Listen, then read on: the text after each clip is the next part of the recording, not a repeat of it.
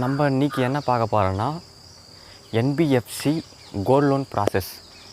NBFC non banking financial company. அதாவது இவங்க வந்து பேங்க் மாதிரியே தான் இருப்பாங்க. பேங்க் செய்கிற வேலையும் ஒரு சில வேலைகளை வந்து செய்வாங்க. இப்போ வந்து இந்த தங்க கடனே வந்து முதல்ல இருந்துச்சு பேங்க்கில். அதுக்கப்புறமா பேங்க் விட்டுட்டாங்க. பேங்க் விடும் போது அப்போது அந்த கோல்ட் லோன் பிஸ்னஸ், அந்த நகை அடமானம் வைக்கிற தொழிலை இவங்க தான் வந்து முழுமையாக வந்து வச்சுட்டு இருந்தாங்க.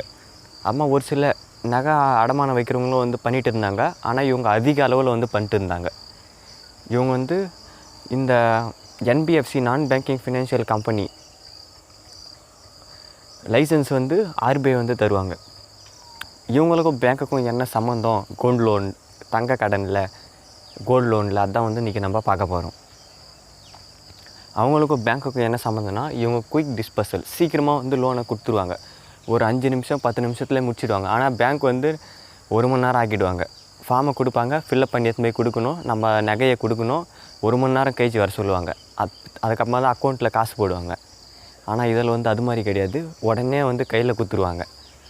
கையில் கொடுக்குறதும் வந்து 1 லட்ச ரூபாய்க்கு உள்ள, 2 லட்ச ரூபாய்க்கு உள்ள அப்படின்னா தருவாங்க. அதே நம்ம 3 லட்சம் 4 லட்சம்னா இவங்களும் வந்து நம்ம அக்கௌண்ட்டில் தான் வந்து போட்டு விடுவாங்க. இவங்க அக்கௌண்ட்லேருந்து நம்ம அக்கௌண்ட்டுக்கு ட்ரான்ஸ்ஃபர் பண்ணி விடுவாங்க. அப்ளிகேஷன் ஃபார்ம் ஃபில்லிங், பேங்க்கில் போனால் நம்மளே தான் ஃபில்லப் பண்ண சொல்லுவாங்க. ஒரு சில பேங்க் வேணாலும் அவங்களாம் ஃபில்லப் பண்ணலாம். கஸ்டமரு கம்மியாக இருக்கிற பேங்க்கு, இல்லை ஒரு சில ப்ரைவேட் பேங்க் பண்ணலாம். ஆனால் வந்து என்பிஎஃப்சியில் அவங்களே வந்து பண்ணிப்பாங்க. அதனால் யாரும் எழுத படிக்க தெரியாதவங்க, ஃபார்ம் ஃபில்லப் பண்ண தெரியாதவங்களும் வந்து அங்கே போவாங்க. கோல்டு அப்ரைசல், இவங்க வந்து ஒரு 2 நிமிஷம் 1 நிமிஷத்துலேயே வந்து அந்த நகை வந்து டெஸ்ட் பண்ணுவாங்க. அது தங்க நகையா இல்லை வேறு ஏதாச்சும் நகையா, இல்லை அதில் கோல்டு எல்லோ இருக்குது அப்படின்னு. அவங்க வந்து 1 நிமிஷம் 2 நிமிஷத்துலேயே வந்து டெஸ்ட் பண்ணிவிடுவாங்க. ஆனால் பேங்க் வந்து 1 மணி நேரமாக அதை வச்சு என்ன தான் பண்ணுறாங்கன்னு தெரில. எனக்கே கூட என்பிஎஃப்சியில் வந்து ஒர்க் பண்ண எக்ஸ்பீரியன்ஸ் கொஞ்சம் இருக்குது. ஒரு 5 மந்த் ஒர்க் பண்ணிகிட்டு இருந்தேன். 1 மந்த் நோட்டீஸ் பீரியட் ஒர்க் பண்ணேன். டோட்டலாக 6 மந்த்து. இதில் அங்கே இருக்கிற எம்ப்ளாய்க்கு வந்து என்ன ஒரு இதுனா, அதான் இவங்க வந்து பேங்க் மாதிரியே தானே செயல்படுறாங்க. லோனை பிடிக்க சொல்லுவாங்க, 2 வீலர் லோனை பிடிக்க சொல்லுவாங்க, அம்மா இன்சூரன்ஸ் பாலிசிஸை பிடிக்க சொல்லுவாங்க, அம்மா மியூச்சுவல் ஃபண்ட்ஸ் எல்லாம் பிடிக்க சொல்லுவாங்க. அதெல்லாம் வந்து பார்த்திங்கன்னா ஒரு ஏமாத்து வேலை தான். அது பிடிக்கலன்னு நான் வெளியே வந்துட்டேன். என்னோடய நோக்கம் வந்து என்னென்னா, இந்த பேங்க்கே இல்லாமல் மக்கள் வந்து பணமே இல்லாமல் தற்சார்பு வாழ்க்கை வாழ்ந்தாலே அதுதான் வந்து சரியானது. இந்த பேங்க்குன்ற அமைப்பும் வந்து தப்பாக தான் இருக்குது, என்பிஎஃப்சியும் வந்து தப்பாக தான் இருக்குது. அவங்க வந்து இப்போ வந்து எப்படின்னா, ஒரு டச் ஸ்டோன் இருக்கும், நைட்ரிக் ஆசிட் இருக்கும், சால்ட் இருக்கும். சால்ட் வந்து நம்ம சாதாரண வீட்டில் போடுற உப்பு தண்ணி தான். இப்போ அந்த டச் ஸ்டோனில் நகை எடுத்து தேய்ச்சி ஆசிடு ஃபஸ்ட்டு வச்சுட்டு சால்ட் வச்சுட்டா உடனே ரிசல்ட் தெரிஞ்சிடும். பேங்க்லேயும் அதான் ஃபாலோ பண்ணுறாங்க. ஆனால் 1 மணி நேரமாக நான் தான் அப்ரைஸ் பண்ணுவாங்களோ இல்லை நான் தான் பண்ணுவாங்களோ, ஆனால் வாங்கி வச்சுட்டு அவங்க வெயிட் பண்ண சொல்லுவாங்க. இவங்க வந்து சீக்கிரமாக கொடுத்துருவாங்க. அதுதான் வந்து மீடியம் இன்ட்ரெஸ்ட். பேங்க்கில் வந்து மானியம் தருவாங்க, இவங்க மானியம் தர மாட்டாங்க. அதுவும் இல்லாமல் அங்கே வந்து வட்டி வந்து பைசாவில் இருக்கும், இங்கே வட்டி வந்து ரூபாயில் இருக்கும். ₹1 வட்டி அப்படி இருக்கும். அதுக்கப்புறமா 1 மாதம் கழிச்சிச்சின்னா அந்த ₹1 வட்டி வந்து ₹1.25 ₹1.5 மாறும். 3 மாதம் கழிச்சிச்சின்னா ₹2 கூட மாறத்துக்கு வாய்ப்பு அதிகமாக இருக்குது. இதுமாரி தான் இந்த என்பிஎஃப்சி எல்லாம் வந்து ஃபாலோ பண்ணிட்டு இருக்காங்க. என்பிஎஃப்சின்னெல்லாம் வந்து பார்த்திங்கன்னா உங்களுக்கே ஒரு சிலருக்கு தெரிஞ்சிருக்கிறலாம். Muthoot, Manappuram, Bajaj Finserv, Muthoot Finance, Muthoot Fincorp, முத்தூட்னே வந்து நிறைய இருப்பாங்க, மினி முத்தூட். இவங்கெல்லாம் தான் வந்து NBFCs. Shriram Finance. Rate of interest வந்து சேஞ்ச் ஆகிட்டே இருக்கும் நம்ம வட்டி கட்டாமல் விட்டால். எங்கள் மாமா கூட மணப்புரம் கூட என்பிஎஃப்சி தான்.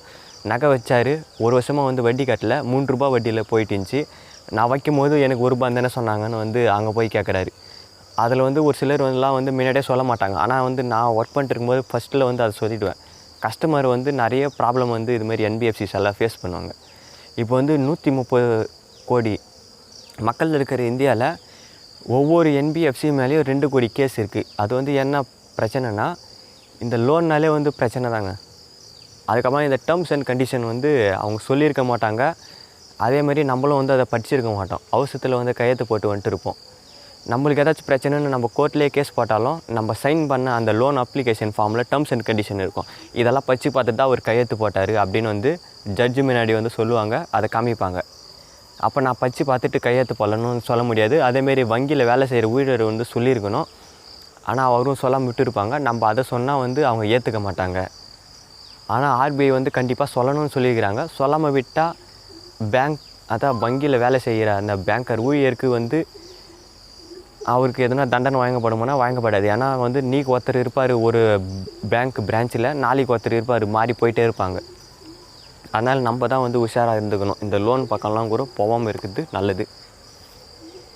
மணி from RBI and overdraft. NBFC வந்து இங்கே தங்க கடன் கொடுத்துட்டே இருக்காங்க. ஆனால் வந்து அவங்கக்கிட்ட பணம் பத்தலைன்னா வந்து ஆர்பிஐ கையிலேருந்து வாங்குவாங்க. அதுக்கப்புறமா ஓவர் டிராஃப்ட் அவங்களுடைய ஹெட் ஆஃபீஸ் அக்கௌண்ட் வந்து ஒரு பேங்க்கில் இருக்கும். உதாரணத்துக்கு ஸ்டேட் பேங்க்னா ஸ்டேட் பேங்க்கில் வந்து அவங்க அக்கௌண்ட் வச்சுன்னு இருக்கனால இந்த என்பிஎஃப்சி வந்து பார்த்திங்கன்னா ஒரு 1000 இல்லை 200, குறைஞ்சபட்சமாக 200 பிரான்ச் இருக்கும், அதிகபட்சமாக 1000 கணக்கில் இருக்கும். அதனால் வந்து அவங்க இந்தியா ஃபுல்லாக பிஸ்னஸ் பண்ணுறதுனால அவங்களுக்கு வந்து ஓவர் டிராஃப்ட் தருவாங்க. கரண்ட் அக்கௌண்ட்டுக்கு மட்டும்தான் ஓவர் டிராஃப்ட் தருவாங்க. கம்பெனிஸ் அக்கௌண்ட் கரண்ட் அக்கௌண்ட்டுக்கு மட்டும்தான் வந்து ஓவர் டிராஃப்ட் தருவாங்க, பிஸ்னஸ் அக்கௌண்ட்டுக்கு. அதனால் அந்த ஓவர் டிராஃப்ட் வச்சியும் வந்து பணம் கொடுப்பாங்க. அம்மா கஸ்டமர் சீட்டட், பேங்க்லேயும் ஏமாத்துறாங்க, என்பிஎஃப்சிலையும் வந்து கஸ்டமர் ஏமாத்துறாங்க. கடைசியில் வாடிக்கையாளர் தான் வந்து ஏமாந்து போகிறாங்க. நான் கூட நகையை வச்சுருக்கேனேப்பா, ஆனால் நான்லாம் வந்து என்பிஎஃப்சியில் நகையை வச்சு ஏமாறலையே அப்படின்னு வந்து நீங்கள் கேட்பீங்க. ஆனால் இந்த பிரச்சனை வந்து ஒரு சில நபர்கள் தான் வந்து ஏற்படும். நம்ம வந்து நகையை எடுத்துன்னு போய் வச்சுருப்போம், நம்ம கரெக்டாக வட்டி கட்டுன்னு வந்து நகையை மீட்டுப்போம். இது மாதிரி அவங்க டேர்ம்ஸ் அண்ட் கண்டிஷன் வந்து நம்ம பட்டிக்கலனாலும் நம்ம சரியான இதுவில் வட்டியெல்லாம் கட்டினால நம்மளுக்கு எந்த பிரச்சனையும் இல்லை. ஆனால் ஒரு சில சமயத்தில் வந்து பிரச்சனை தான். எப்படின்னு வந்து பார்த்திங்கன்னா, அது வந்து உங்களுக்கு சென்டிமெண்ட்டான நகையாக இருக்கும்.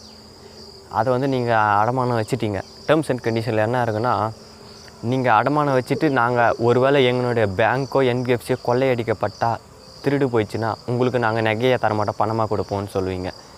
ஆனால் நீங்கள் எனக்கு நகை தான் வேணும்னு வந்து கோர்ட்டில் கேஸ் போடுவீங்க. ஆனால் டேர்ம்ஸ் அண்ட் கண்டிஷனில் நாங்கள் பணமாக கொடுத்தா தான் நீங்கள் ஏற்றுக்கணும் அப்படின்னு தான் இருக்குது அப்படின்னு வந்து சொல்லுவாங்க. கடைசியில் வாடிக்கையாளர் தான் வந்து ஏமாந்து போவாங்க. அவரோட பூர்வீகமான இல்லை பரம்பரை நகையை வந்து ஏந்துட்டு நிற்பார். இந்த மாரி பிரச்சனை மட்டும் இல்லை, நிறைய பிரச்சனை வந்து இருக்குது. நன்றி, வணக்கம். மறக்காமல் நம்ம சேனலை சப்ஸ்கிரைப் பண்ணுங்கள். இந்த வீடியோவை பயனுள்ளதாக இருந்தால் உங்கள் நண்பர்களுக்கு பகிர்ந்து விடுங்க, ஷேர் பண்ணுங்கள்.